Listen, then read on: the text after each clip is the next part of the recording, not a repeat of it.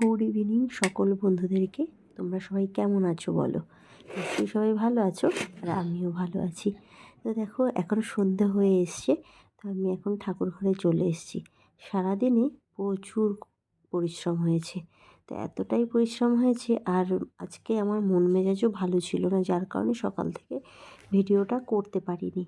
তো এখন ওই জন্য ঠাকুর ঘরে যেটা হচ্ছে প্রতিদিনের কাজ, আমার সন্ধেবেলায় সন্ধে দেখানো। তো এইভাবে আমি সন্ধে দেখিয়ে তারপর হচ্ছে চলে যাব তুলসী মন্দিরে। তো আজকে সকাল থেকে মনটা বিশেষ করে খারাপ।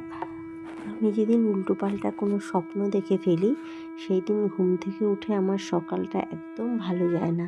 মানে আমি কোনো কাজে এগোতেই পারি না। আমার যেন শরীর ভীষণ উইক লাগে, আর কাজে যেন একদম আমি তাড়াতাড়ি কিছু করতে পারি না। তো ওই জন্য আর ভিডিও করা হয়নি। তারপর শরীরের দিকটাও একটু খারাপ ছিল।